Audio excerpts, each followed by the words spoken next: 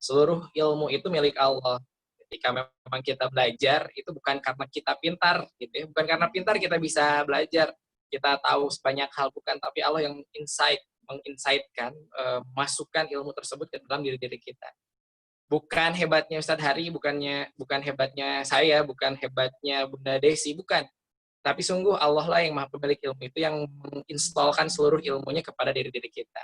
Karena boleh jadi, ya Teh Nuna, Teh Kang Fari, semuanya ya, ketika saya atau Ustadz Hari atau Bunda Desi itu ngisi materinya itu tapi insight-nya beda gitu.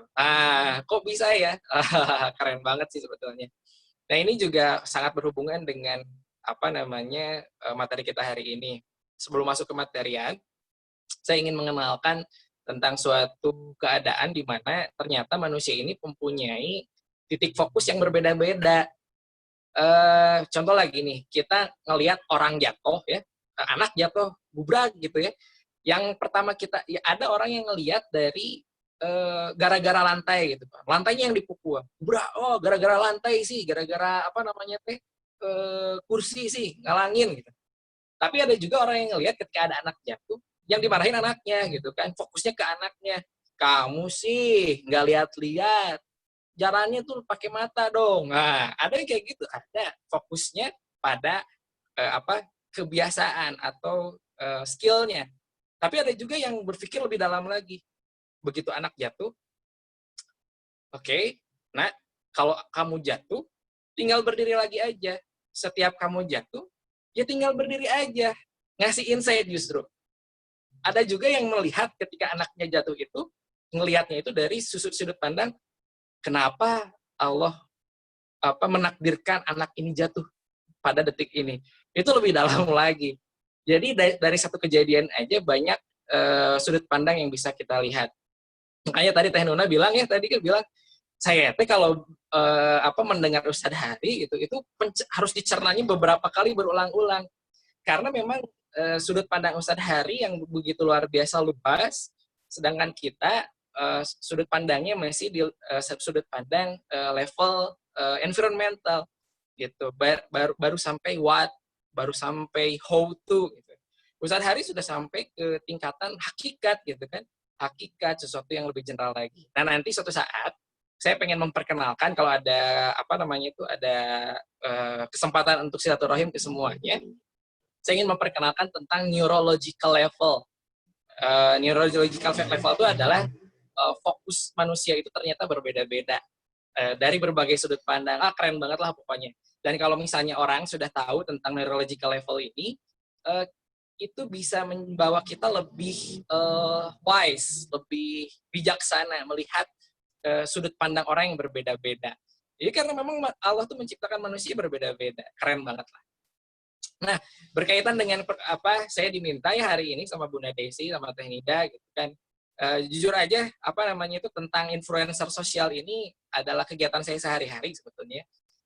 Jadi saya tuh diminta sama Bunda Desi gitu ya. Katanya tuh ini ya tuh bikin menjadi influencer sosial, kenapa enggak gitu ya. Social influencer. Nah, boleh saya berikan tampilkan ini kematerian ya di slide-nya. Coba saya buka. Oke, barangkali ada dari Teh Nida, saya udah kirim di WhatsApp, boleh dibuka PDF-nya, ditampilkan di Zoom, boleh dibantu sambil saya menunggu Teh Nida. Jadi ya ternyata apa namanya menjadi social influencer ini sangat berkaitan erat dengan sudut pandang orang lain. Kalau misalnya teman-teman pernah baca buku Dale Carnegie, yang pernah baca ya, Dale Carnegie itu How to Influence People gitu ya, bagaimana caranya mempengaruhi orang lain gitu. Itu bukunya keren banget, berbicara tentang bagaimana mempengaruhi orang lain. Tentu ketika kita ingin mempengaruhi orang lain, kita ini berkaitan erat dengan bagaimana orang lain ini memiliki level dari sudut pandang yang berbeda-beda. Semakin kita tahu, semakin kita luas pandangannya tentang sudut pandang manusia, maka semakin mungkin juga kita bisa mempengaruhi orang lain baik secara pribadi, personal, ataupun secara komunal, bahkan bisa sampai secara internasional. Wah, pokoknya ini bagi saya sih ya, ini Masya Allah, Allah menurunkan ilmu yang sangat menggetarkan hati saya. Bahkan banyak hal yang terjadi perubahan dalam kehidupan saya ketika memang saya mulai belajar ini pada kurang lebih tahun 2013. Saya mulai belajar hipnoterapi, saya mulai belajar tentang neuro linguistic programming. Nah, di slide yang pertama, becoming social influencer, why not? Ini sangat erat dengan fitrah sosial dan ego. Bagi teman-teman yang pengen tahu tentang fitrah sosial dan ego, apa sih itu? Jadi saya ternyata mempelajari betul tentang perjalanan kehidupan saya. Ternyata tentang fitrah ego itu adalah tentang fitrah diri sendiri ya, tentang batas diri. Sebetulnya diri saya itu siapa, gitu kan? Kemudian diri saya itu sampai mana? Sampai pada akhirnya ya manusia itu memang diciptakan egois sebetulnya.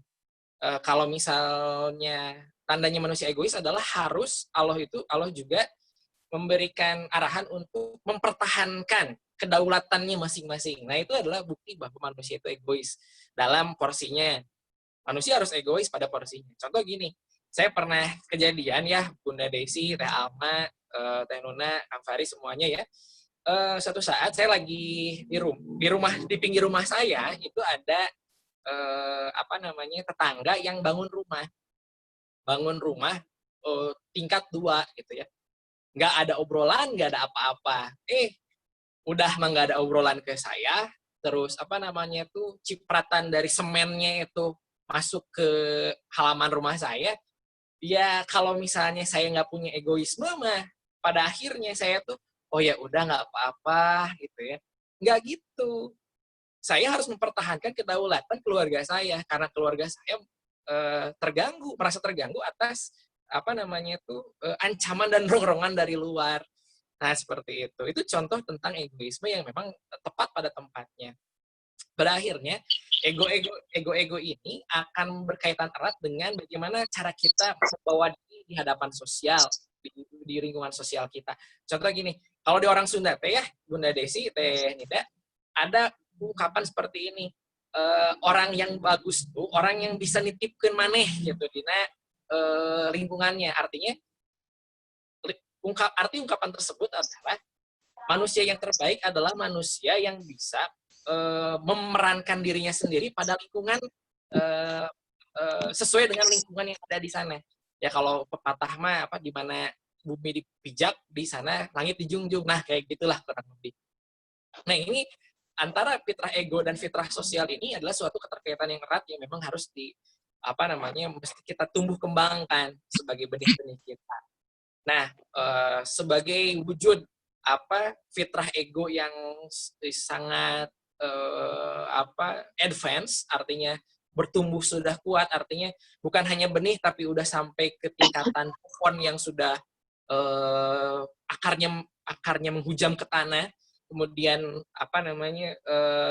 batangnya menjulang tinggi ke langit, itu adalah menjadi salah satunya menjadi social influencer. Nah, ini prolognya ya. Why not? Karena ketika kita menjadi social influencer, dapat dipastikan kita ini fitrah sosial dan egonya itu sudah semakin berkembang lebih baik lagi. Oke, Teh Nida boleh saya minta slide selanjutnya, silahkan. Nah, pertanyaannya, Kang Faris boleh dibuka ya, di unmute. Saya pengen nanya deh ke Kang Faris. Ketika berbicara tentang social influencer, apa yang Kang Faris dapatkan atau yang terbayang sekelebat oleh Kang Faris? Mungkin orang yang berpengaruh mungkin, Kang. Contoh kayak gimana? Orang yang berpengaruh kayak gimana coba? Misalnya realisasi di lapangannya. Ada seseorang yang misalnya di sosial, kalau nggak dia influencer umum gitu ya. Jadi dia setiap kata yang dia omongin itu kadang suka didengar sama banyak orang gitu. Oke. Contohnya siapa? Yang Faris kenal? Siapa ya salah satu kalau influencer? Banyak sih. Salah satu. Oke, satu aja sebutin. Siapa ya? 1, 2, 3.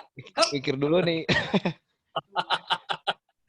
Coba apa kreatif thinkingnya dibuka, Kang Faris. Kreatif thinkingnya dibuka. Nggak ada yang salah jawaban tuh. So, Kalau social misalnya influencer.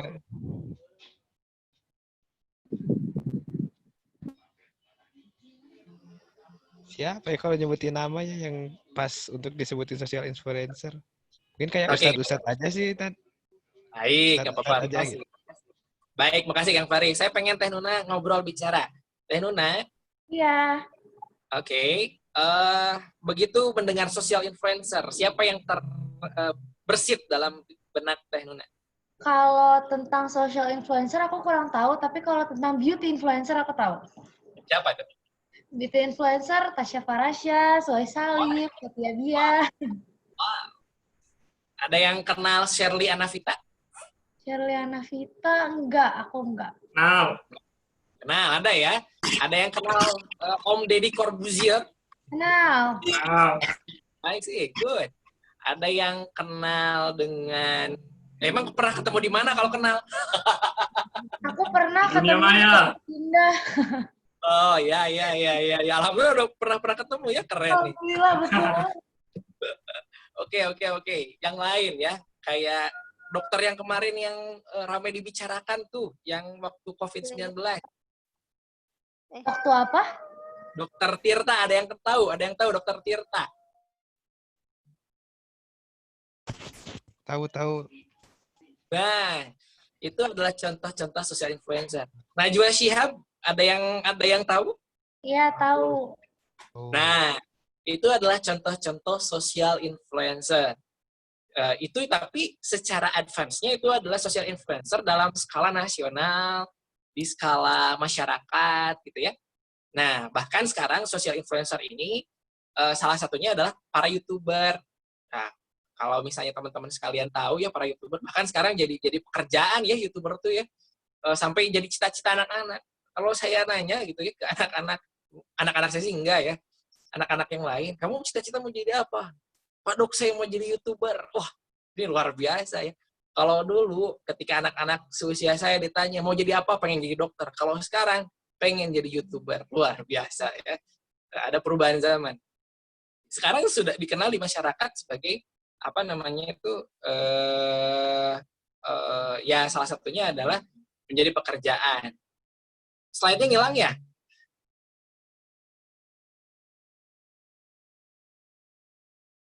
Oke, next aja. Teh Nida boleh dibuka lagi slide-nya. Tentang yang pertama itu ya, tentang fenomena social influencer sekarang tuh makin banyak. Tadi ya ada YouTuber, ada yang jadi cita-cita, ada yang jadi pengen karena memang saking jadi TikTokan itu juga salah satu social influencer. Social influencer tuh bisa jadi pencipta, jadi seorang pencipta produk juga bisa jadi social influencer. Contohnya siapa? Bill Gates contohnya. Social influencer yang cukup membuat zaman perubahan ya. Salah satunya adalah tokohnya Bill Gates dengan adanya penemu Microsoft gitu ya.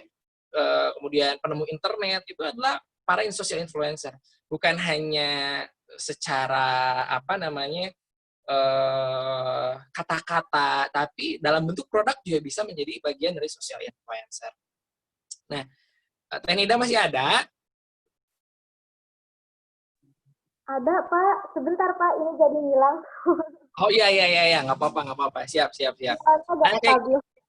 Nah, sebetulnya social influencer itu apakah terbatas dengan yang kita kenal seperti itu, atau misalnya ternyata social influencer itu jauh lebih dalam daripada itu? Nah, saya ingin mengupas tuntas tentang social influencer ini. Pada akhirnya, saya ingin mengatakan bahwa social influencer ini ternyata bisa jadi peran yang sangat berharga, bahkan bisa membuat kita bisa kembali lagi ke kampung halaman, yaitu surga, atau justru menjadi bahan yang menjadi batu sandungan kita untuk masuk ke surga kelak gitu. Kok bisa sih Pak Dokter? Kok bisa kayak gitu? Makanya kita harus belajar tentang social influencer ini. Sebetulnya social influencer yang paling berpengaruh sampai detik ini, bahkan meskipun beliau sudah meninggal, adalah Nomor satunya adalah Nabi Muhammad SAW. Itu adalah social influencer yang sangat diakui oleh dunia. Bahkan ada yang merilis bahwa dari 100 orang yang berpengaruh di dunia, nomor satu adalah Nabi Muhammad SAW. Karena dari sudut pandang kacamata ilmiah, Nabi Muhammad itu dipandang bukan hanya sebatas agamawan, bukan.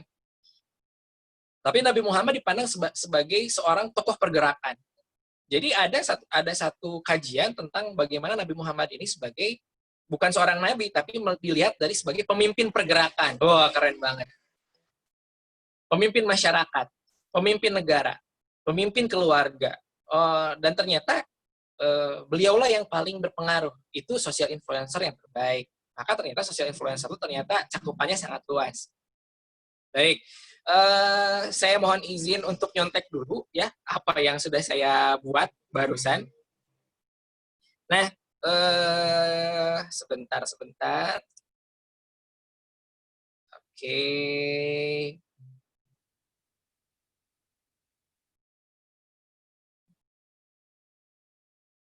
Oke, sebentar ya. Nah, ini nih. Saya nyontek sedikit.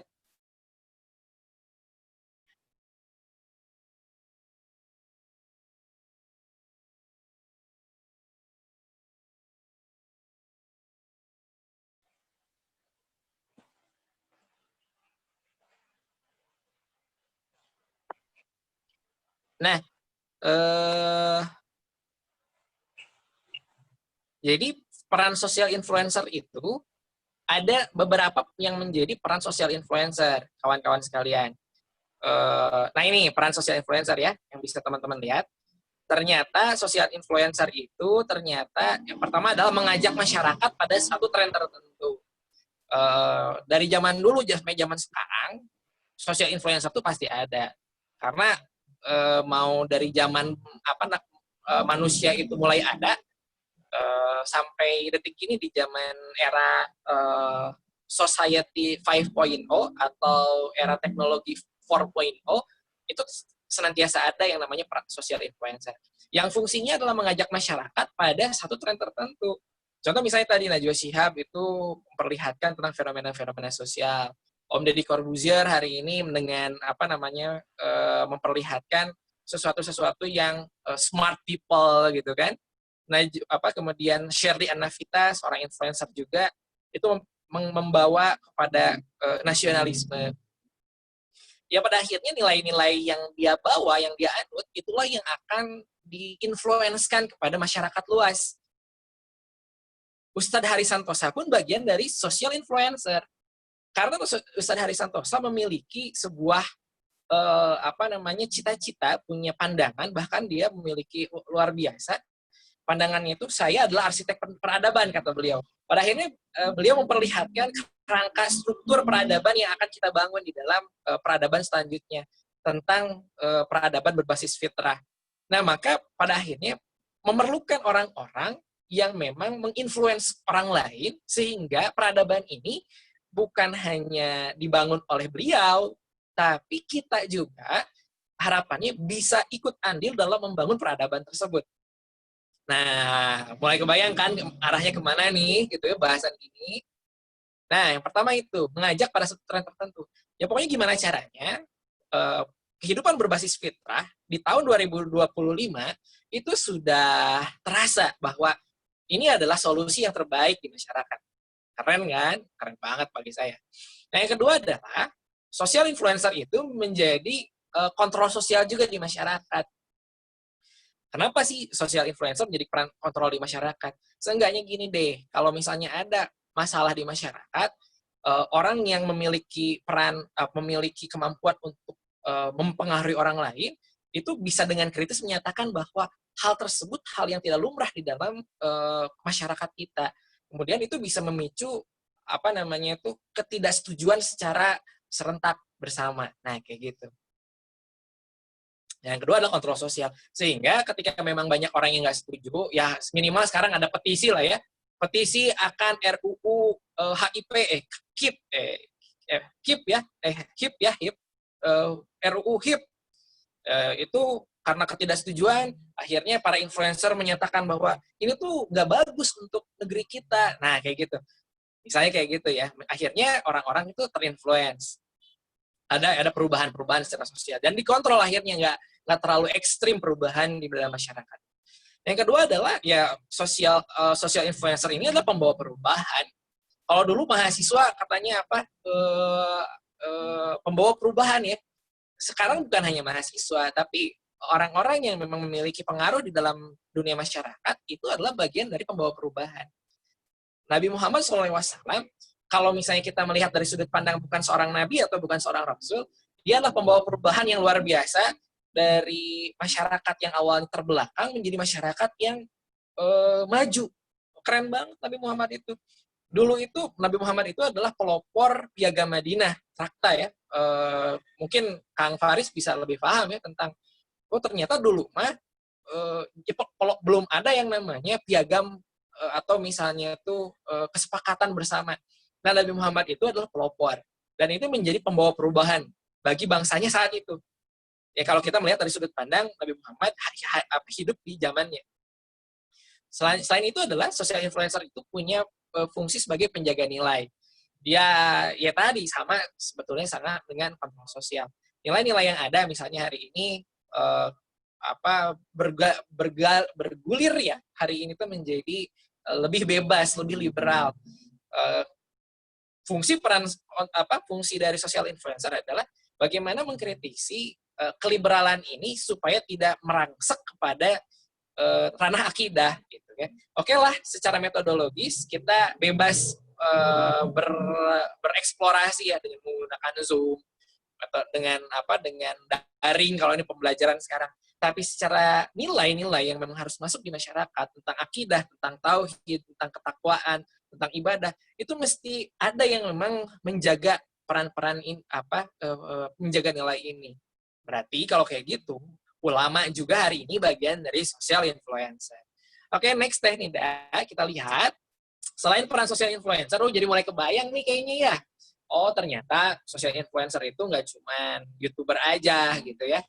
Maka Teh Nida, saya minta di slide selanjutnya. Nah, maka setelah kita mempelajari tentang peran social influencer, apalagi yang perlu kita tahu tentang peran social influencer, ternyata cakupannya juga luas, nggak cuma sebatas misalnya social influencer di medsos, internet, bahkan kita sebagai diri kepada keluarga itu pun bagian dari social influencer. Cakupannya itu mulai dari keluarga terkecil gitu kan, kemudian keluarga besar, kemudian komunitas. Teh Nuna punya ikutan komunitas apa aja Teh Nuna? Coba saya pengen tahu deh. Aku dulu sempat ikut waktu lagi aktif di Bekasi ya, aku sempat ikut klub bahasa Inggris. Oke. Terus ada klub Oase juga yang tentang olahraga gitu. Kalau untuk yang di klub bahasa Inggris itu aku sempat pernah jadi pembicaranya, tapi cuma sekali doang. Wow, mantap. Alhamdulillah. Sini gitu. Kalau Kang Dustin nih, Kang Dustin nih ya. Kang Dustin bisa berbicara? Bisa. Oke, ikutan komunitas apa aja nih? Komunitas olahraga paling enggak. Nah, saya yakin di setiap komunitas itu ada social influencer-nya. Misalnya ya minimal pemimpinnya. Ada nggak? Yang misalnya tuh, yo hari ini kita latihan apa? Terus, yo kita sebagai atlet atau misalnya sebagai pegiat basket misal ya, itu mesti memiliki etos basket yang seperti apa? Ada nggak yang kayak gitu? Ada kalau di komunitas Zumba aku coachnya yang kayak gitu, dokter. Nah, kalau kan Dustin gimana tuh? Ada nggak? Ada, ngajakin, ayo sini main gitu. Kalau enggak, iya, itulah social influencer di tingkat di ranah komunitas. Kalau social influencer di ranah keluarga, tentu misalnya mungkin bapak kita, mungkin atau ibu kita, mungkin kakak kita, ya itu adalah para social influencer di tingkat keluarga. Lebih jauh dari itu, ada juga tingkatan social influencer di tingkat desa, kabupaten, kota, regional di Jawa Barat gitu ya. Itu juga ada yang ada di sana. Atau social influencer yang itu ranahnya nasional bahkan internasional. Nah, jadi kawan-kawan tentu penting sekali peran social influencer ini. Karena ya tadi menjaga nilai-nilai. Kebayang ya sama teman-teman sekarang gitu ya. Islam ini, nilai-nilai Islam ini mulai terdegradasi nilai-nilainya. Hari ini pacaran udah lumrah gitu ya, udah biasa. Kemudian apalagi ya? Contoh misalnya tuh melakukan kegiatan-kegiatan yang negatif gitu dianggap lumrah, berbohong dianggap ya biasa aja di sosialita hari ini ya. Itu sesuatu yang memang pada akhirnya mendegradasi. Maka dengan adanya para social influencer ini, setidaknya nilai-nilai liberalisme yang mengikis nilai-nilai Islam itu bisa di-counter, bisa dijaga. Contoh gini deh, saya pengen nanya deh ke siapa ya, Teh? Di sini ada Teh Alma ada?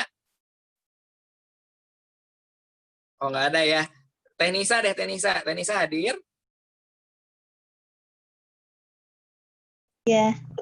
Nah, saya pengen nanya deh ya. Saya pengen nanya, pertanyaannya sederhana deh. Teh Nisa sholat kenapa Teh Nisa sholat sih?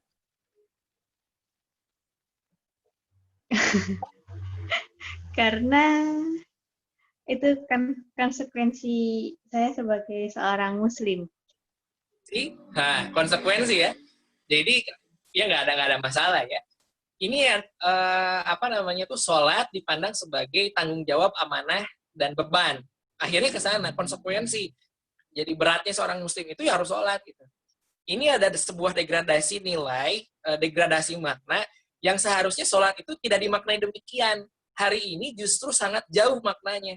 Jadi jangan aneh kalau hari ini orang-orang disuruh sholat malas. Kenapa? Beban sholat teh. Nah, maka orang-orang yang memahami tentang makna sholat yang secara hakikat, ini mesti mensosialisasikan ulang. Sehingga menjadi social influencer tentang nilai-nilai agama ini. Pertanyaannya adalah, emang apa sih makna sholat sebenarnya? Kalau saya memaknai sholat itu adalah silaturahim kita dengan Allah. Saya teh lagi ketemu Allah saat sholat. Saya teh kangen sama Allah. Ya saya kalau pengen ketemu Allah, ya sholat aja. Minimal 5 kali ketemu, laporan sama Allah. Ada unsur kecintaan saya kepada Allah di dalam saya melaksanakan sholat. Jadi sholat itu sesuatu yang ditunggu-tunggu. Bukan sesuatu beban.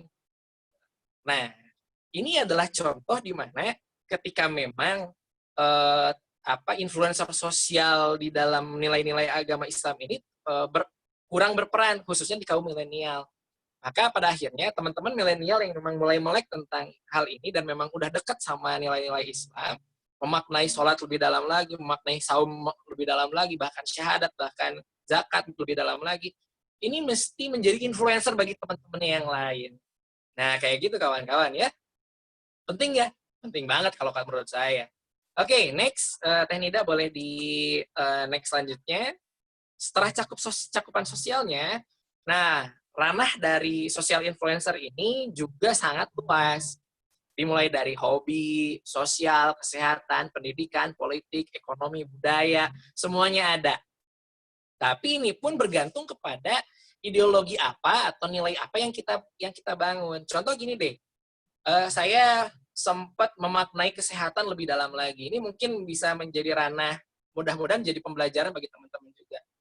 Di 2 tahun yang lalu, saya berpikir keras tentang asal-usul kesehatan hari ini. Kita mengenal dunia kesehatan, kedokteran hari ini adalah dunia yang kalau orang sakit, minum obat ya, betul ya? Kalau orang sakit ya minum obat gitu kan. Saya ingin menggali lebih dalam lagi. Iya gitu. Kesehatan itu seperti itu. Maka saya berpikir keras, saya melihat ke masa lalu. Oh ternyata kesehatan itu tidak hanya berbicara tentang fisik saja, apalagi sesuatu yang sifatnya kimiawi hari ini. Saya melihat ternyata kesehatan itu bukan hanya kesehatan fisik, tapi saya melihat dari body, mind, and soul ya. Kemarin ya saya bahas ya, Body, mind, and soul. Tentang jiwa, raga, dan pikiran. 3 itu. Body adalah raga, mind, pikiran, soul adalah jiwa ya. 3 itu. Hari ini coba teman-teman ada yang pernah ke dokter? Teh Nida pernah ke dokter? Pernah? Bukan ke dokter Ahmad ya, tapi ya.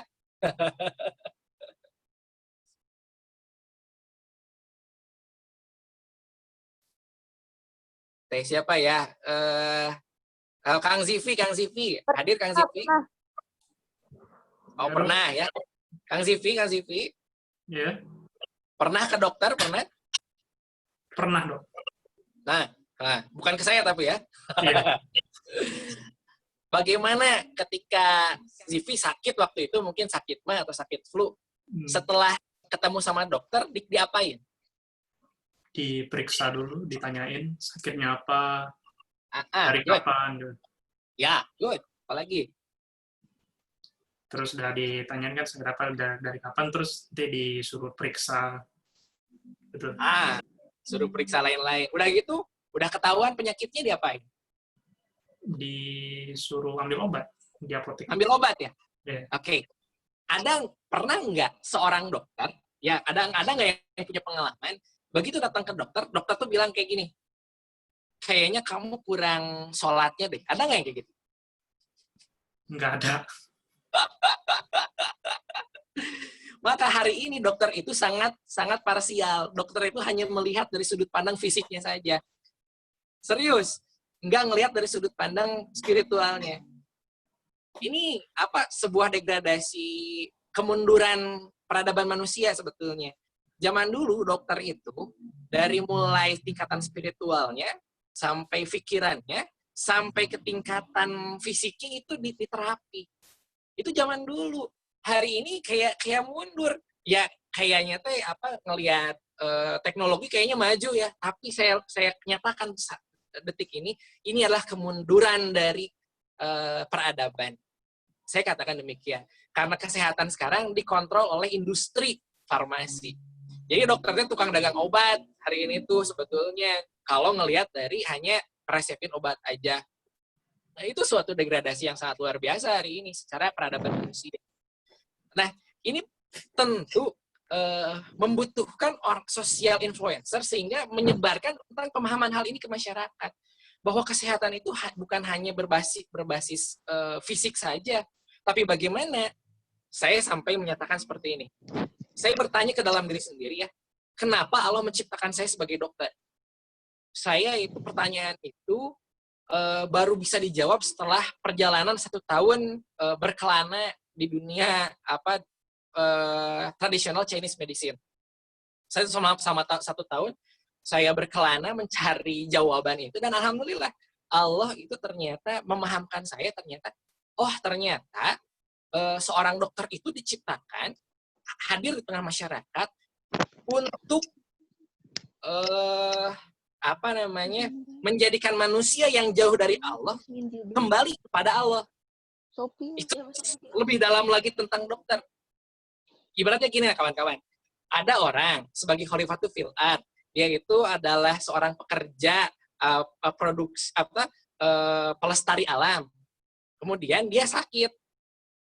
Kegiatan pelestari alam itu adalah bagian dari ibadah dia kepada Allah. Ketika dia sakit, otomatis dia itu kehilangan ibadah di momen-momen tersebut. Nah, dokter ini sebetulnya berfungsi untuk ketika pelestari alam datang ke dokter tersebut, mengembalikan peran dan fungsinya di masyarakat, peran fungsinya di hadapan Allah Subhanahu wa Ta'ala, sehingga dia bisa beribadah lagi. Kebayang nggak tuh, dokter tuh harusnya sampai ke sana pemikirannya hari ini. Nah, tentu itu kan butuh influencer sosial di kalangan kesehatan. Maka sangat penting banget yang namanya social influencer. Banyak lagi nanti kalau Ustadz Haris Santosa ini kan influencer di bidang pendidikan. Keren banget, saya ngefans banget sama Ustadz Haris Santosa dengan pemikiran-pemikiran yang konstruktif tentang fitrah-based movement. Dari ini juga saya berpikir tentang fitrah-based health gitu kan. Oh, ya saya harus bikin fitrah-based health berarti. Dok, kalau ada pasiennya yang non-Islam bagaimana, Dok? Demi Allah, sesungguhnya Islam itu adalah agama yang rahmatan lil alamin. Islam itu bukan agama yang kita kenal hanya agama, tapi Islam itu adalah the way of life. Bagaimana cara kita hidup, bagaimana cara kita berbicara, bagaimana cara kita berinteraksi secara sosial, bagaimana caranya kita ini bermuamalah, berdagang. Islam itu bukan hanya sebatas agama. Maka ketika Islam masuk di Nusantara zaman dulu, saya kasih sedikit ya gambaran dulu tuh Islam tuh belum ada di Nusantara. Begitu orang-orang Islam datang ke Nusantara, yang terjadi adalah bukan tentang dalil yang disampaikan, tapi dicontohkan melalui perilaku gimana sih dagang yang baik. Sehingga orang-orang Sunda, orang-orang ya. Sehingga orang-orang Sunda, orang-orang Nusantara saat itu melihat orang-orang Islam itu, wah ternyata ada orang yang sejujur ini dalam berniaga, keren banget. Gitu. Sehingga tertarik, saya pengen tahu dong gimana sih caranya jadi pedagang sehebat kamu. Gitu. Akhirnya tertarik karena perangainya. Nah maka pada akhirnya, tadi ya, begitu ada orang dokter ya. Nah, betul sekali, Kang Sugi. Wah, keren banget. Begitu ada dokter saya, misalnya contohnya saya, ketemu sama orang yang non-Islam, justru saya memperlihatkan, saya ini adalah etalase sosok muslim yang sebenarnya. Etalase mukmin yang sebenarnya. Itu adalah saya. Jadi ketika orang non-Islam ketemu sama saya, geningannya ketemu sama dokter Ahmad, enakeun, emang Islam mah kayak gitu ya. Gitu. Nah, kayak gitu pada akhirnya. Karena kita adalah etalase dari Islam. Kita ini adalah pajangannya Islam gitu. So, ya influencer sosial harus kayak gitu kawan-kawan ya. Oke, next Teh Nida, boleh di slide selanjutnya. Nah, pertanyaan ini kenapa saya perlu menjadi social influencer? Pertanyaannya saya ingin tanyakan kepada kawan-kawan sekarang. Kang Dustin, boleh dibuka mute-nya? Kalau saya nanya sekarang gini, kenapa Kang Dustin perlu jadi social influencer? Saya pengen nanya deh sekarang.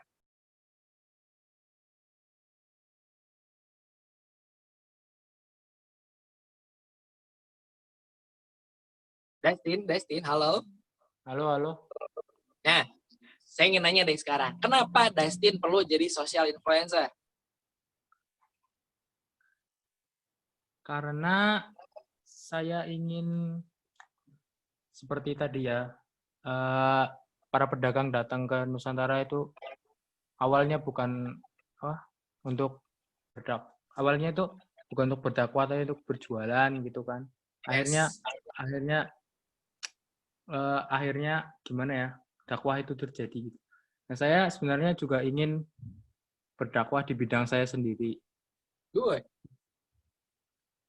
Keren ya. Oke. Kang Sugi, Ahmad Sugi, saya pengen nanya, boleh dong dibuka mute-nya? Siap, Dok.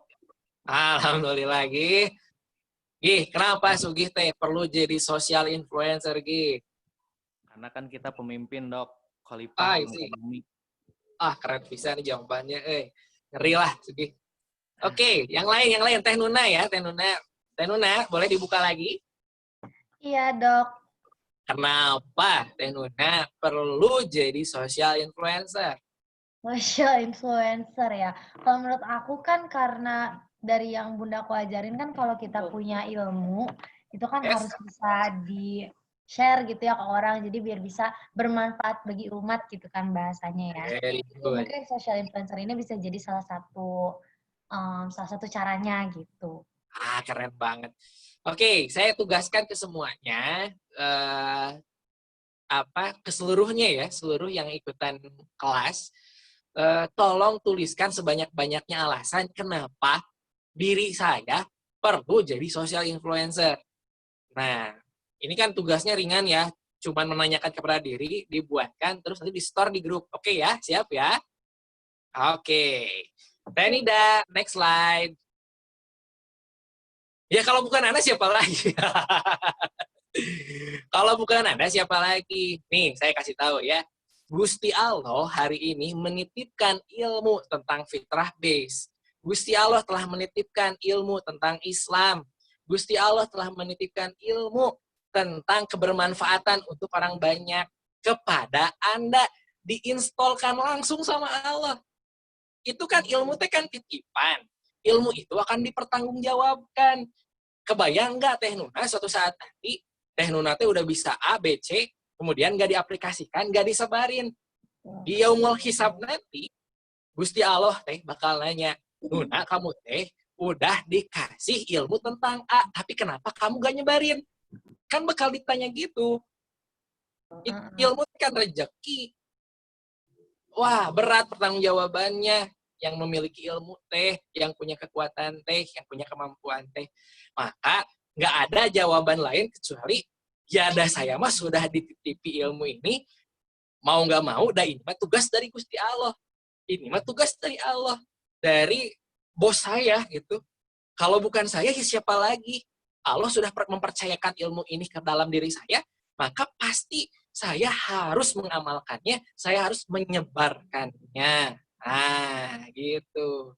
Jadi penting nggak? Apa penting banget jadi social influencer? Coba jawab 1 orang, 2 orang.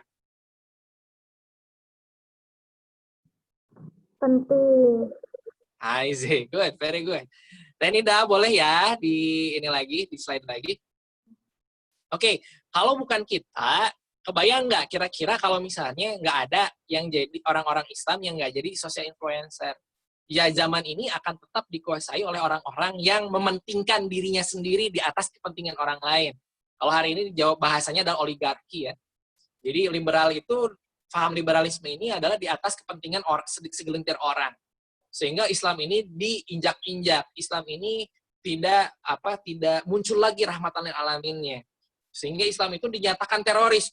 Supaya apa? Ada agenda sebagai segelintir orang supaya Islam ini tetap di bawah sehingga mereka yang diuntungkan. Kan kayak gitu.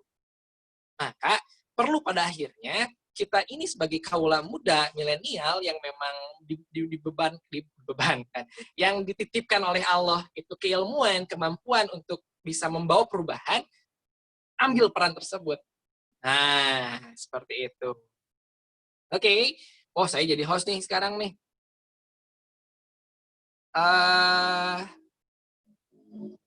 Oke.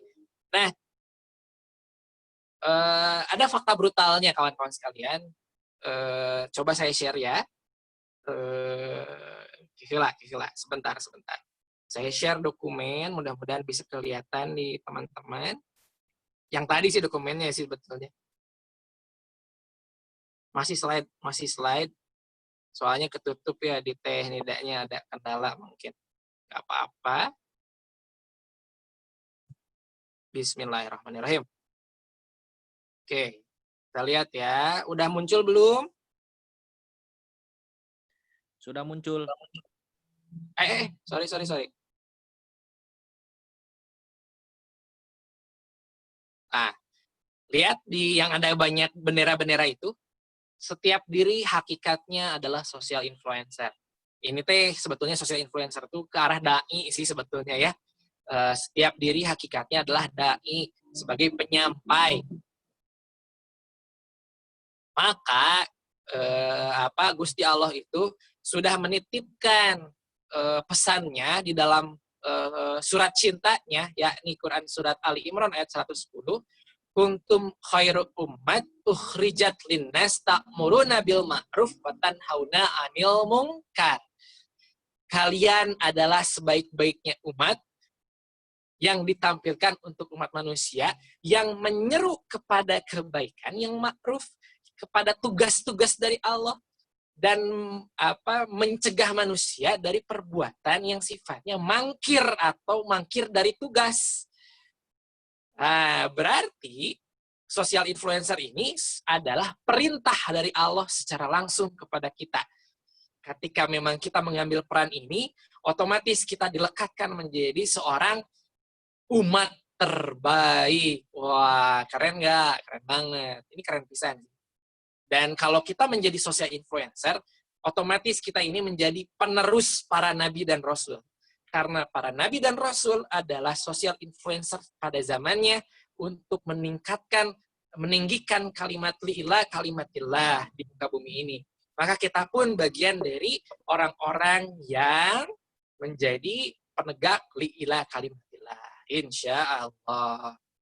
Melalui program, salah satunya program-program Ustadz hari ini, Fitrah Based Life. Semakin banyak orang yang tahu, semakin banyak orang yang kenal tentang Fitrah Based Life ini, Fitrah Based Education ini, teman-teman sekelas, teman-teman yang lain, maka saya yakin 5 tahun ke depan, Indonesia ini sesuai dengan visi saya juga, sehat, sejahtera di dunia, selamat di akhirat. Amin. 2045 kita ngomong. Oke. Setelah dari bahasan kita ini ya, tentang kenapa harus jadi social influencer, di mana aja ranahnya, bisa dilihat di slide selanjutnya. Ini kelihatan cara menjadi social influencer.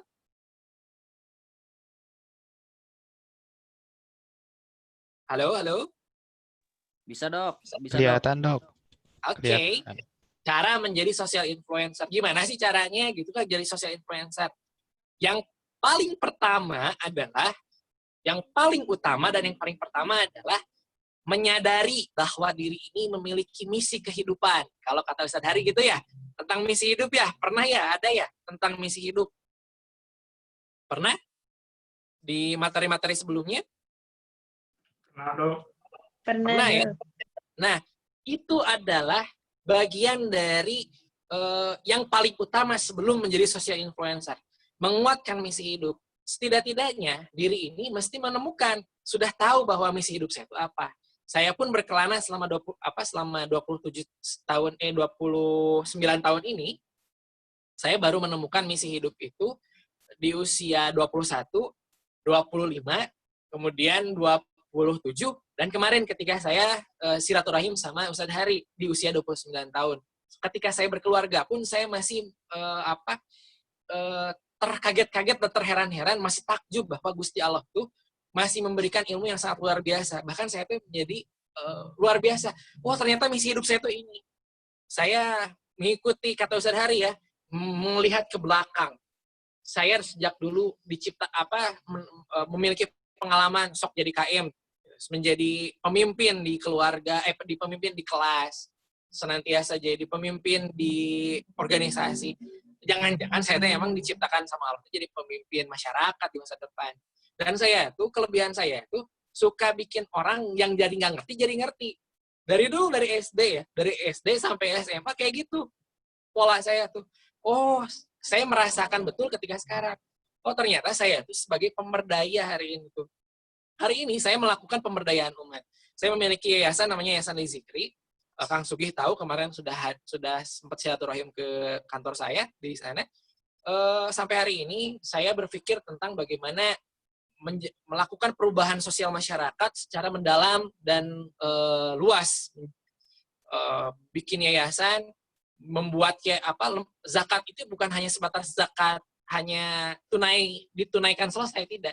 Tapi bagaimana zakat ini masuk merangsek ke dalam nilai-nilai kehidupan masyarakat lebih dalam lagi. Bagaimana zakat ini menjadi solusi dari permasalahan sosial yang ada hari ini. Itu saya berpikir luar biasa dan alhamdulillah sekarang sudah terjadi. Dan hari ini juga alhamdulillah ada orang-orang yang memang awalnya terdampak COVID-19 di PHK dari pekerjaannya itu tersolusi melalui salah satunya dana zakat. Diberikan modal, hari ini bisa bukan bekerja tapi bisa berdaya melalui usahanya. Masya Allah, ternyata keunggulan saya ini adalah memberdayakan manusia. Yang awalnya tidak tahu jadi tahu, yang dari awalnya nggak bisa jadi bisa, yang awalnya nggak biasa jadi biasa. Pemberdayaan kan gitu skupnya, dan saya tuh senang banget di ranah pemberdayaan. Maka ketika saya bertanya lagi, misi hidup saya adalah menjadi pemberdaya bagi manusia. Sehingga manusia di suatu saat nanti tercapai sejahtera di dunia, dan selamat di akhirat. Amin. Nah, kayak gitu. Contoh misi hidup saya. Sampai saya kebayang di satu titik ya, saya punya gambaran, Kang Sugih pernah dengar bahasa saya ini. Saya ada satu titik di mana saya kebayang ketika saya mudah-mudahan kita dikumpulkan lagi di surga. Saya hadir di hadapan Allah, bersujud ketika itu dibuka hijabnya, kemudian Allah menampakkan zatnya ke hadapan kita semua, kemudian Allah tuh menyapa saya. Kemudian kata Allah tuh, Ahmad Nur Hadi, apa yang telah kamu lakukan selama kamu di dunia? Kemudian jawaban saya saat itu saya sedang sujud, ya Allah, yang telah saya lakukan di dunia adalah mengajak kawan-kawan yang ada di kanan kiri saya yang sedang bersujud bersama saya di hadapanmu ini, ya Allah. Saya memberdayakan umat sehingga umat ini bisa selamat sampai tujuan yaitu akhirat nanti. Itu adalah visi terbesar saya. Saya udah kebayang betul itu. Nah, jadi itu misi hidup. Ketika misi hidup ini menjadi misi pribadi, misi diri, menjadi visi diri, maka ini yang saya bawa dimanapun saya berada. Ketika saya jadi dokter, ketika saya jadi pemberdaya, ketika saya jadi pembina di bagian ekonomi, ketika saya menjadi di dalam kehidupan berkeluarga, ini misi yang saya bawa dimanapun saya berada. Nilai ini yang saya bawa. Saya menjadi social influencer dimanapun saya bawa. Jadi misi hidup ini harus ajak dulu, kawan-kawan. Kuatkan misi hidup ini. Memiliki tujuan visi, bagian dari penguatan juga. Karena gimana caranya kita bisa menjadi social influencer kalau nilai-nilai yang kita miliki ini belum. Nah, kayak gitu kawan-kawan sekalian. Nah, ketika memang kita punya nilai yang memang kita layak untuk kita perjuangkan di hadapan Allah, kita perjuangkan di masyarakat, kita perjuangkan selama seumur hidup kita, maka selanjutnya adalah bagaimana nilai ini bisa sampai ke masyarakat dengan cara mendayagunakan seluruh kreativitas yang ada di dalam pikiran kita. Hari ini saya punya HP, gimana caranya saya bisa jadi influencer di HP, di YouTube, di media sosial. Saya memiliki komunitas di Ikatan Orang Tua Siswa. Saya punya aktivitas sebagai dokter. Saya punya aktivitas di keluarga. Saya sekarang jadi komisaris di sebuah perusahaan. Itu saya berpikir bagaimana caranya supaya di seluruh lingkungan yang saya hadapi, yang saya alami ini, saya membawa nilai yang menjadikan saya ini masuk surga, kembali ke kampung halaman, bertemu dengan Allah. Nah, kayak gitu. Seluruh kreativitas saya dikeluarkan di sana. Karena hidup saya mah udah jadi ibadah atuh semuanya juga. Nggak mau atuh kerja bukan ibadah. Saya nggak mau satu detik pun itu bukan ibadah di hadapan Allah. Semuanya harus jadi ibadah. Nah, next, mendayagunakan setiap sumber daya yang dimiliki. Sudah saya sebutkan tadi. Dan yang terakhir adalah membangun lingkungan baru yang kondusif. Bagaimana caranya supaya hari ini bukan hanya sebatas diri kita saja yang mendapatkan nilai-nilainya tersebut, manfaat dari nilai-nilai tersebut, tapi orang-orang yang ada di sekeliling kita mendapatkan nilai-nilai tersebut dan merasakan manfaat nilai tersebut di dalam kehidupannya. Bahkan bisa bareng-bareng lagi, kalau cik saya tadinya, bisa ketemu sama Allah di surga bareng-bareng. Saya pengen itu. Saya sama Kang Sugi, saya sama Bunda Desi, saya sama Kang Fari, saya sama Teh Nuna, semuanya saya pengen bareng-bareng ketemu lagi sama Allah, bareng-bareng teman-teman sekalian. Dan ini perlu lingkungan baru yang kondusif. Maka ini dibuatkan lingkungan, saya buatkan komunitas. Saya menjadi bagian dari pelopor komunitas-komunitas juga di Kota Bandung. Di antaranya adalah komunitas penulis yang namanya Ngarujak, Ngaji Seru Mojang Kreatif, itu sama Tekniki ya. Ngaji Seru Mojang Kreatif. Itu awalnya akhwat-akhwat hijrah ya, akhwat-akhwat yang pengen hijrah datang ke saya kasih pencerahan tentang hal-hal tentang tauhid dan lain-lain. Kang, saya tuh pengen, akhirnya mereka curhat, Kang, saya tuh pengen berkarya di dunia, apa kira-kira? Kemudian saya tanya, kalian punya bisa apa? Kita tuh cuma bisa nulis, Kang, sok atuh nulis. Saya buatkan komunitas penulis, kemudian saya bina secara mentalitas, dibina secara ruhiyahnya, spiritualitasnya. Ya alhamdulillah, hari ini sampai memiliki karya buku ketujuh dari komunitas tersebut. Sampai hari ini alhamdulillah. Selain itu, saya juga punya komunitas The Healer namanya.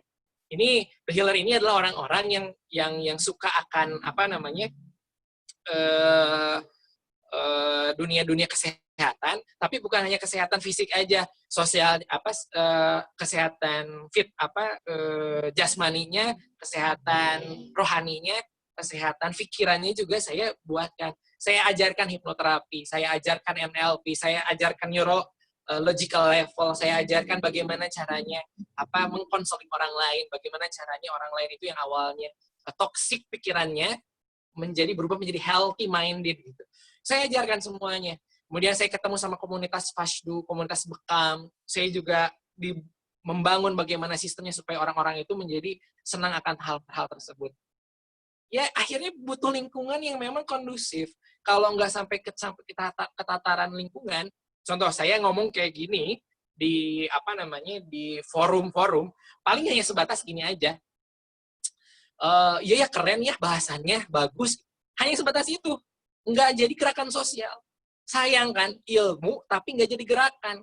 Ilmu itu harus jadi gerakan dari tingkatan ideologi, dari idealisme kita turunkan menjadi nilai-nilai yang sifatnya praksis atau praktis, bisa dikerjakan di lingkungan masyarakat.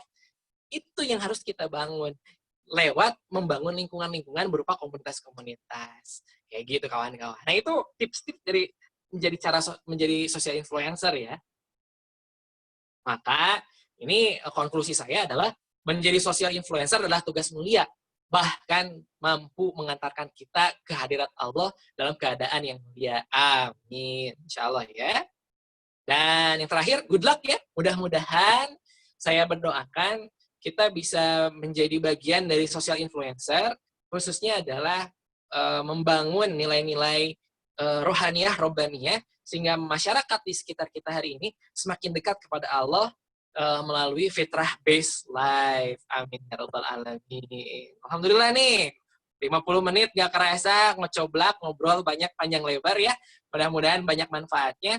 Karena Teh Nida lagi banyak ini katanya tadi itu ada masalah-masalah koneksi. Boleh saya buka diskusinya ya, forum diskusinya. Mungkin ada yang mau bertanya atau ada insight-insight tertentu, silakan. Kang Ahmad Sugih deh, kayaknya ini udah siap ngobrol nih. Sok, silakan. Baik, saya bagian mencatatnya, Dok. Dicatat nanti pertanyaan-pertanyaan dari teman-teman. Oh ya, boleh, sok. Yang lain silakan, saya minta ada yang nanya atau yang ada insight baru gitu. Oh iya ya, ternyata gitu. Silakan.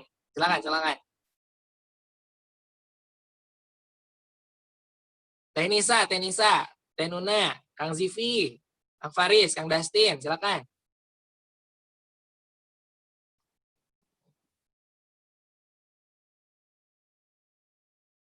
Kalau nggak ada yang nanya, saya yang nanya nih. Boleh, Dok.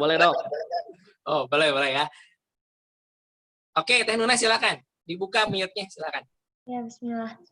Saya mau nanya, gimana caranya saya tahu gitu, kayak kalau saya tuh adalah seorang influencer yang baik gitu.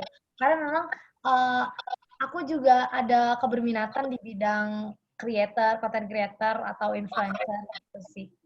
Tapi di bidangnya beda gitu, kecantikan bidang aku. Gimana Teh Nuna ini dikategorikan sebagai influencer yang baik ya. Sebetulnya influencer yang baik itu beda-beda standarnya. Ada yang dilihat dari standar nilai, kayak saya kan tadi. Kalau saya mah ngelihat standar influencer yang baik itu adalah ketika influencer itu mendekatkan manusia kepada Allah. Itu standar saya gitu ya. Tapi ada juga yang standarnya itu standar skill, Teh Nuna ya. Influencer yang baik itu yang punya skill berbicara yang bagus. Atau yang punya skill bikin konten yang baik gitu, konten creator kan. Konten-kontennya bagus, eye-catching gitu. Itu tergantung dari nilai yang kita lihat dari mana. Apakah dinilai dari sudut pandang idealismenya, atau dinilai dari skillnya, atau dari seberapa jauh dia mampu menginfluence orang lain. Itu beda-beda. Kalau saya mah cukup dengan orang yang udah punya niatan bikin orang lain makin dekat sama Allah, itu udah jadi influencer yang terbaik kalau menurut saya. Gitu Teh Nuna. Oke, makasih ya. Ya, sama-sama. Oke, ada yang lain? Ada lagi yang lain atau mungkin Teh Nuna ada pertanyaan yang lain? Atau Teh Nisa silakan. Bunda Desi silakan Bunda Desi. Wah, mau nanya nih Bunda nih. Silakan Bun. Iya, Assalamualaikum. Terima kasih atas kesempatannya. Sebenarnya ini bicara tentang influencer menarik sekali karena sekarang lagi booming dan lagi trending ya tentang influencer yang banyak sekali bermunculan di YouTube gitu. Dan ini cukup menjadi perhatian saya. Kerisauan sih sebenarnya. Saya melihat banyak sekali konten-konten yang anfaedah, bahasa kerennya ya. Konten-konten yang aji mumpung, yang penting dapat AdSense, dapat promo, bisa giveaway, pencitraan, dan sebagainya. Sebenarnya saya ingin mengungkapkan curahan hati ya, karena ini menyangkut anak-anak muda, karena saya orang tua dan punya anak-anak remaja, ini pasti akan, ya sedikit banyaknya akan mempengaruhi, karena tidak bisa dihindari anak-anak muda ini menjadi bagian dari, media sosial ini menjadi bagian dari kehidupan sehari-hari anak-anak muda sekarang. Nah, saya sih berharap bahwa dari teman-teman FBL Youth ini nanti akan muncul influencer-influencer yang justru menjadi apa ya, penyegar gitu, penyegar sesuatu yang memunculkan inspirasi ya buat banyak orang, sehingga nanti mudah-mudahan ada proyek-proyek yang memang salah satunya bisa menginfluence orang lain menjadi lebih baik lagi. Pertama itu curahan saya. Yang kedua, menurut Pak Ahmad, kenapa sih masyarakat kita saat ini ya, khususnya orang Indonesia ini, menjadi orang-orang yang over proud, menjadi orang-orang yang mudah sekali mengikuti tren, padahal dia tahu bahwa itu tuh sebenarnya tidak mengedukasi gitu, bahkan cenderung membodoh-bodohi masyarakat gitu. Tapi demi rating mungkin ya, demi trending, apalagi sekarang di YouTube sudah menjadi ini barangkali ya, sudah menjadi suatu lahan mata pencarian, bahkan artis-artis juga udah banyak udah banyak mengikuti tren menjadi influencer. Nah, ini menurut Pak Ahmad, menurut pandangan Pak Ahmad, fenomena apa nih di masyarakat kita kok sebegitunya gitu loh. Padahal mereka juga orang-orang pandai, mereka juga orang-orang yang tahu bahwa konten-konten mereka tuh konten-konten yang sebenarnya lebih banyak apa ya, lebih banyak komersilnya barangkali, lebih banyak hanya mencari sensasi, hanya mencari having fun, ya. Nah, tapi kenapa itu tuh bahkan menjadi tren, disukai banyak orang, dan saya yakin orang-orang yang menyukai itu kebanyakan generasi milenial gitu loh. Nah, ini fenomena apa nih di masyarakat kita, sehingga yang muncul, yang trending di YouTube itu adalah influencer-influencer yang kontennya justru sangat jauh dari nilai-nilai edukasi. Apalagi nilai-nilai agama ya, kita belum bicara ke situ aja. Tapi bicara nilai-nilai sosial, budaya, nilai-nilai pendidikan itu jauh banget gitu. Coba deh kita lihat trending hari ini, apa aja tuh yang ada di sana. Itu Pak, dua hal yang ingin saya tanggapi dan saya tanyakan. Mungkin nanti minta juga pandangan teman-teman anak muda, apa nih fenomena trending di YouTube ini atau trending di medsos ini, apa menurut pandangan kalian? Gitu Pak, barangkali. Hatur nuhun. Assalamualaikum. Bunda Desi, makasih banyak nih. Wah, ini apa pertanyaannya luar biasa nih. Oke, sebelum saya jawab, saya pengen nanya dulu nih pertanyaannya Bunda Desi tadi ke Nisa, Kang Zivi, Kang Faris ya. Trending-trending apa yang kalian lihat di YouTube, di TikTok, ataupun dimanapun. Coba saya pengen tahu. Faris, boleh dibuka Faris.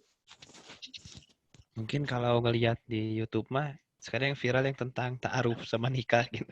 Oh, sekarang? Lesti. Oh, sekarang. Terus vlog-vlog kesehariannya kan. I see. Ya. Oke, Kang Faris itu fokusnya ke ta'aruf ya.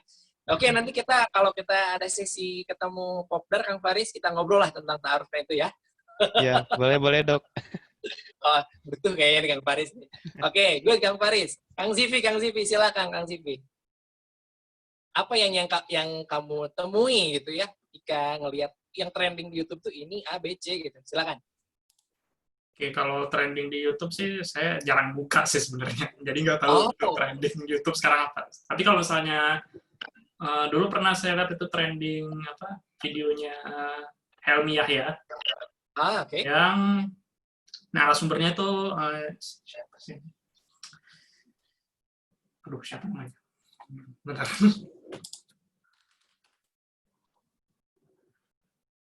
Ya, waktu itu trending video Helmi Yahya yang narasumbernya itu Isaduddin Nursi. Ya. Waktu itu maksudnya Isaduddin Nursi pernah bilang kalau termogan itu ada ray-nya itu bukan X-ray, tapi ray-nya itu yang berbahaya bagi tubuh manusia, terutama di otak kan. Nah, jadi makanya di Indonesia kalau saya di CPI Termogan, dia nggak mau di kepala, dia maunya di tangan. Nah, dari situ timbul perdebatan.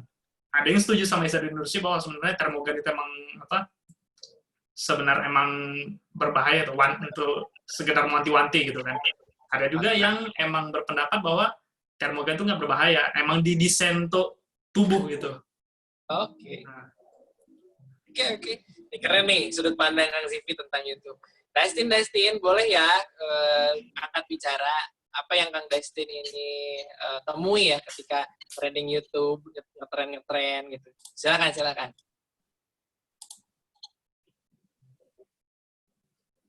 Ya, trending YouTube yang sekarang yaitu apa ya? Ya yang kamu lihat lah sekarang. Oh, lagi ngetren ini sekarang tuh ya. Lagi ngetren ini apa? Prank sampah daging kurban itu. Wow, prank sampah daging kurban. Itu sangat tidak edukatif banget ya. Terus sama yang ini apa? K-pop apa ya?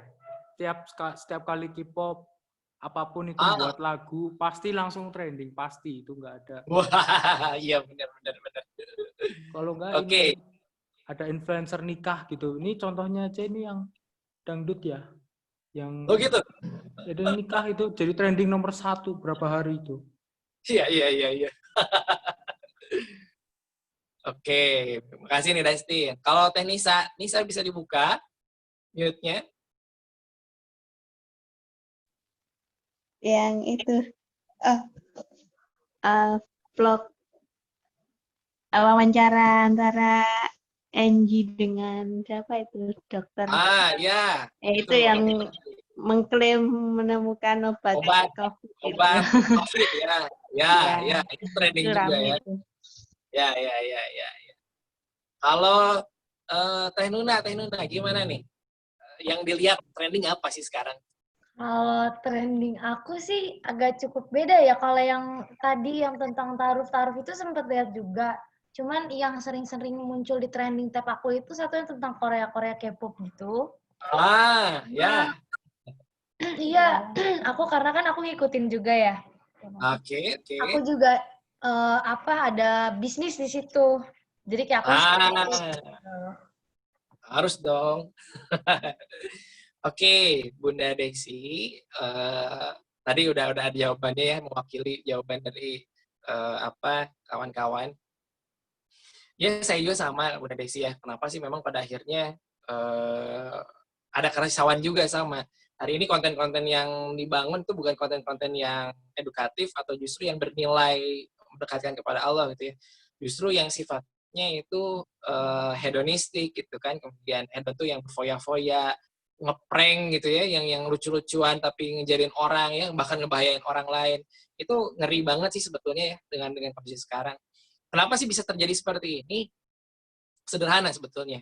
Dunia hari ini adalah dunia yang itu menganut paham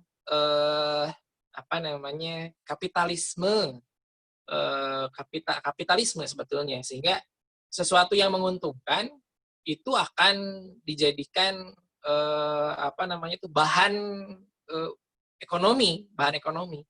Hari ini kenapa sih banyak yang ngetrenkan, ngeprank dan lain-lain gitu ya? Jawabannya sederhana, karena orang Indonesia seneng ngelihat yang diprengin gitu. Dan sederhana sebetulnya. Jadi nggak akan ada produk yang keluar kalau misalnya nggak ada demand, kalau nggak ada permintaan. Karena orang banyak yang suka, ya maka diproduksi video-video tersebut. Sesederhana itu secara pemikiran sederhananya. Kalau mau berpikir lebih jauh lagi tentang kenapa dunia bisa seperti ini adalah dunia yang memang hasil evolusi dari dunia-dunia sebelumnya. Artinya gini, dari mulai revolusi industri tahun 1600-an, abad belasan lah ya, ini ada terjadi perubahan-perubahan pergeseran nilai. Yang awalnya manusia ini memiliki nilai teologis, ya, segala sesuatu itu dikaitkan dengan Tuhan, mau itu seorang Kristiani, mau itu seorang Yahudi, mau itu seorang apapun, pasti segala sesuatu dikaitkan dengan Tuhan dulu ya, sebelum terjadi revolusi industri. ketika muncul revolusi industri membawa membawa idealisme yang baru, yaitu kapitalisme, neokolonialisme dan lain-lain, pada akhirnya ketika segala sesuatu yang menguntungkan industri yang bisa menghasilkan uang fulus itu akan diproduksi pada akhirnya dan dikuasai oleh segelintir orang. Ini berhubungan juga dengan yang namanya saya lupa lagi namanya. Ya, kepenguasaan yang di bawah segelintir orang. Oligarki. Nah, sangat berhubungan oligarki dengan neokolonialisme. Nah, teman-teman bagi yang belum tahu apa sih oligarki, apa sih neokolonialisme, coba nanti belajar lebih dalam lagi.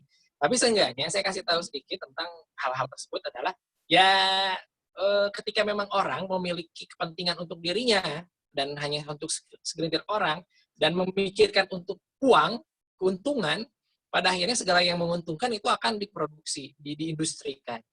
Hari ini demikian gitu. Ngeri lah sebetulnya hampir banyak yang memang diindustrikan. Industri kesehatan, industri hiburan, industri pendidikan. Pendidikan itu jadi industri. Fitrahnya pendidikan yang seharusnya memanusiakan manusia atau menjadikan manusia lebih dekat kepada Allah, menjadi khalifatul firat, sekarang menjadi industri. Sehingga orang berlomba-lomba buat sekolah untuk mengkayakan dirinya. Nah, ngeri nggak? Ngeri banget hari ini. Sudah bergeser. Nilai-nilainya sudah bergeser. Jadi dari idealisme saja, karena idealismenya bergeser, pada akhirnya seluruhnya itu bergeser. Maka gimana caranya supaya kita ini bisa mengubah keadaan zaman? Maka bangun idealisme yang baru yang menjadi solusi, yang mensolusi dari masalah idealisme ini. Ideologi itu hanya bisa diberantas dengan ideologi yang baru. Kekuatan sesuatu setingkat negara hanya bisa dilawan oleh negara. Hari ini kan berbicara tentang idealisme dan ideologi. Ideologi liberalisme, neokolonialisme, oligarki inilah yang menjadi penguasa di dunia hari ini. Gimana cara meruntuhkannya? Meruntuhkannya adalah dengan ideologi yang memang rahmatan lil alamin, yaitu Islam. How to live. Ideologi itu adalah bagaimana cara hidup. Jadi orang tuh, ya sederhana lah gini ya kawan-kawan. Gimana sih ideologi teh? Sederhana gini. Saya pernah nanya ke tukang beca, Mang, ari emang teh narik beca teh kunaon? Si Mang nanti jawab sederhana. Mang mah narik beca, ya kumaha lamun teu narik beca cep, moal kenging artos nggak akan dapat uang. Sampai tingkatan masyarakat terbawah sekalipun itu berpikir tentang uang hari ini. Padahal uang bukan segalanya, meskipun katanya segalanya butuh uang. Cek saya mante. Karena Allah yang ngatur rezeki. Sudah saya buktikan dengan yang lain. Karena Islam sendiri bukan uang yang dikejar, tapi ridho Allah dan keselamatan. Kalau kita nyari ridho Allah, udah pasti sejahtera di dunia. Itu mah sudah hukumnya. Sok dibuktikan, insya Allah bakal sejahtera. Gitu. Nah, nilai ini yang memang bisa menjadi counter dari nilai-nilai yang kita sedang hadapi hari ini. Maka jadi YouTuber teh hari ini, ya kata Bunda Desi mah, dia teh tahu itu teh konten yang tidak bermanfaat, anfaedah, tapi masih diproduksi. Kenapa? Karena dia berpikir itu bisa nambah uang, Bunda Desi. Coba kalau misalnya secara ideologi, orang yang pintar itu berpikirnya adalah, saya berkarya karena memang ingin mendekatkan kepada Allah, dan moal sih kayak gituan. Gitu. Gak akan melakukan hal yang demikian. Jadi dari tataran ideologinya memang idealismenya harus diperbaiki, sampai tingkatan environmental, atau nanti di neurological level tadi ya, dari mulai tingkatan idealisme, identitas, kemudian value atau nilai, kemudian tingkatan skill, sampai tingkatan behavior, sampai tingkatan environmental, kita rancang sedemikian rupa sehingga memang ini menjadi sebuah peradaban yang baru, sama sekali baru, dan tercipta masyarakat yang rahmatan lil alamin. Nah gitu. Jadi kalau menjawab pertanyaannya kenapa, ya karena memang dunia ini bergeser seperti itu. Udah dari abad-abad yang lalu, Bunda. Bukan sekarang aja ini teh. Ini yang kita lihat hari ini adalah hasil dari puncak peradaban yang dibangun dari 4 abad yang lalu, 4-5 abad yang lalu. Dimulai dari evolusi industri tersebut. Nah itu dari tinjauan historis dan sosiologis serta budaya. Nah kayak gitu. Nah, yang terakhir adalah kenapa bisa demikian? Masyarakat Indonesia adalah masyarakat yang disetting oleh dunia sebagai masyarakat kelas C. Masyarakat yang masyarakat terbelakang, masyarakat berkembang saja.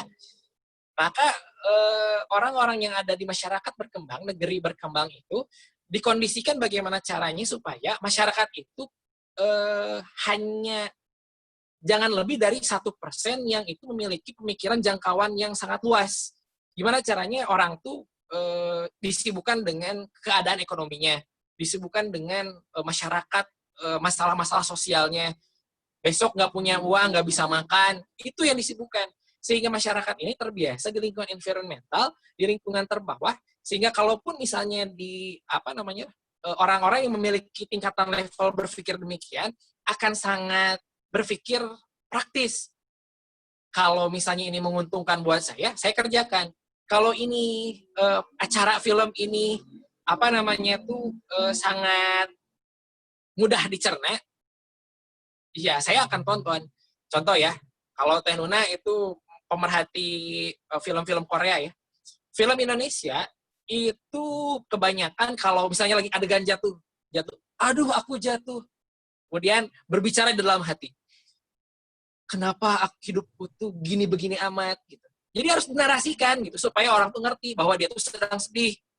Penonton bisa ngerti bahwa dia sedih kalau udah dinarasikan, aku tuh sedih gara-gara ditipu. Ah, kayak gitu. Itu sinetron Indonesia kayak gitu. Dibandingkan dengan film Korea, itu jauh berbeda. Orang Korea mah jatuh gubrak gitu. Nggak usah tuh ada kata-kata omongan aku sedih. Enggak, cukup dengan raut wajah aja. Cukup gitu doang. Kita udah tahu, oh sedih. Itu kualitas perbedaan sinetron, sinema elektronik yang diproduksi di Indonesia dengan di Korea.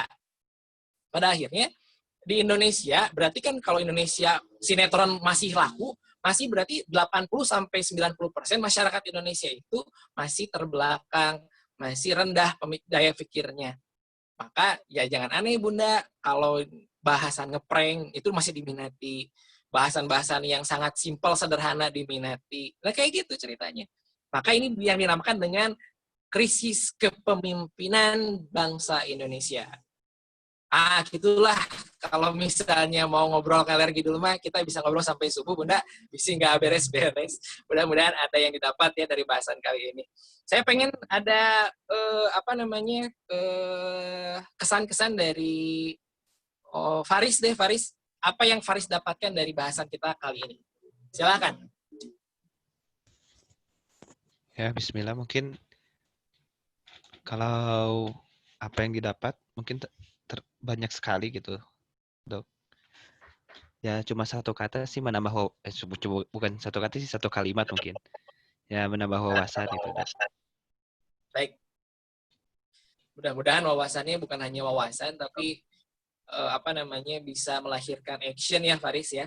Wawasan, kemudian wawasan ini diinternalisasi ke dalam diri. Oh iya, ternyata saya harus mengambil peran dalam dunia sosial. Akhirnya Faris mengambil keputusan, seperti kata Bunda Desi, saya harus jadi influencer sosial, bisa jadi YouTuber, atau misalnya jadi penulis, atau jadi apapun, bagian dari influencer sosial. Gimana Kang Sugi, ada ini? Ya, baik Dok. Yang saya dapatkan hari ini harus menambah kepekaan, Dok. Jadi baik. Kan intinya tadi ya dari film Korea tadi ya, karena kita tuh kurang peka mungkin ya Dok ya, itu ngeliatnya terus suka mau puas batur gitu Dok, jadi muas-muasin orang teh bahagia gitunya. Kalau orang jatuh teh lain ditulungan, tapi nya disengsirikeun heula gitu. Jadi we prank teh payu kan. Nah, gitu. Oke, good. Satu orang lagi, Teh Nuna, boleh angkat bicara? Ya, apa yang kamu dapatkan dari bahasan kita kali ini? Yang aku dapetin itu, aku jadi lebih tahu wacana baru tentang social influencer, dan malah jadi lebih kepo gitu loh tentang social influencer ya. Karena yang sekarang kan lagi detailnya di sini bahasnya tentang social influencer. Aku jadi pengen kayak menelusuri lebih dalam lagi tentang social influencer gitu, Dok. Very good, alhamdulillah. Ya. Dari saya sekian, mungkin ada yang mau nambahkan lagi mungkin? Kalau nggak ada, kita cukupkan, mungkin saya kembalikan ke Bunda Desi. Saya cukupkan sekian ya kawan-kawan sekalian. Kalau masih ada pertanyaan, pengen ngobrol langsung kopdar di darat, atau mau Zoom meeting pribadi, mau konsultasi dan lain-lain,